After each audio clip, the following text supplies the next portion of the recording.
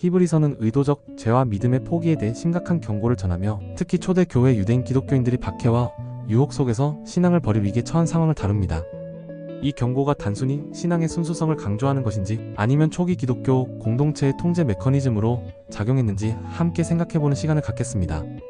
1. 회복 불가능한 배교 논리의 정치적 목적. 히브리서는 회복 불가능한 배교를 다음과 같이 설명합니다. 히브리서 6장 4절에서 6절 한 번 빛을 받고 하늘의 선물을 맛보고 성령에 참여한 자들이 타락하면 다시 회개하게 할 수 없나니 그들이 스스로 하나님의 아들을 다시 십자가에 못 박아 현저히 욕되게 함이라.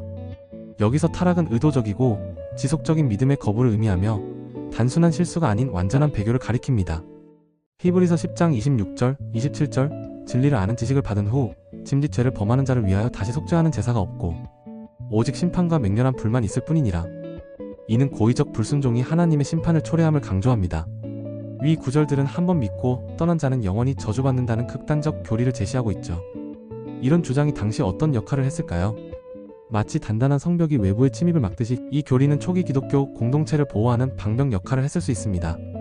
당시 기독교는 로마 제국의 박해와 내부 분열이라는 두 가지 큰 위협에 직면해 있었습니다. 특히 유대교로 돌아가려는 개종자들을 억제하기 위해 공포 심리를 조성했다고 볼 수 있습니다. 배교자에게는 용서가 없다라는 메시지는 어떤 효과가 있었을까요?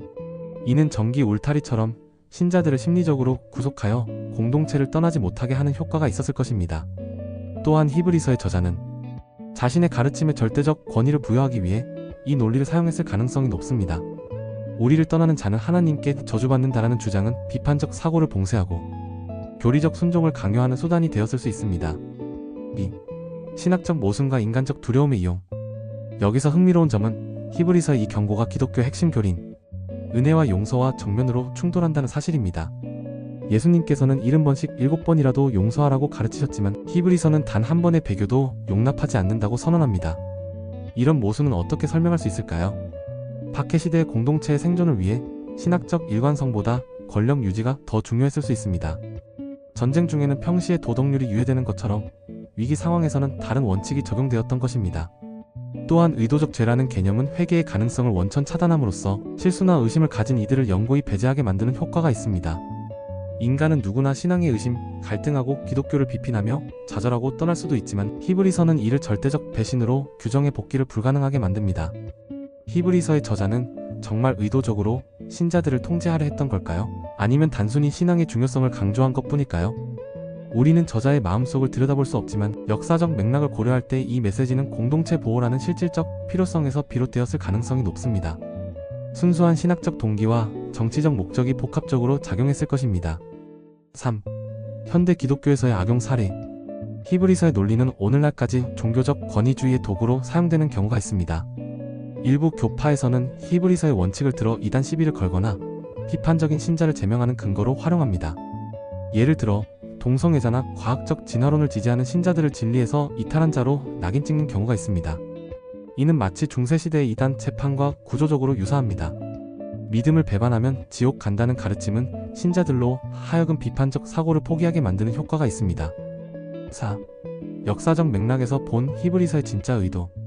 히브리서가 쓰인 시대적 배경을 살펴봅시다. 이 서신은 로마 제국의 박해와 유대교와의 경쟁 속에서 작성되었습니다. 따라서 그 목적은 순수한 신학적 교훈이 아니라 공동체의 정치적 생존이었을 가능성이 큽니다. 국가가 위기 상황에서 애국심을 강조하듯이 히브리서는 당시 유대인 기독교인들이 할례와 율법으로 돌아가려는 유혹을 받았을 때 예수만이 유일한 구원이라며 대안을 차단했습니다. 또한 로마의 압박 앞에서 신앙을 포기하고 황제 숭배로 돌아가는 것을 막기 위해 최후 통첩 형식의 경고를 사용한 것으로 볼 수 있습니다. 5. 결론. 히브리서의 의도적 재교리는 역사적으로 권력 유지와 공동체 통제를 위한 도구로 기능해 왔다고 볼 수 있습니다. 이는 기독교가 표방하는 사랑과 용서의 정신과 모순되며 오히려 종교적 독재의 사례로 해석될 여지가 있습니다. 현대의 비판적 신학자들은 이렇게 말합니다. 종교가 공포로 인간을 지배할 때 그것은 더 이상 구원이 아니라 감옥이 된다. 히브리서의 이러한 경고가 인간의 자유와 회복 가능성을 부정하는 위험한 사상일 수 있다는 것이죠. 여러분은 어떻게 생각하시나요? 신앙이 자유와 성장의 여정이 되어야 할까요? 아니면 엄격한 규율과 경계의 체계가 되어야 할까요? 댓글로 여러분의 생각을 나눠주세요.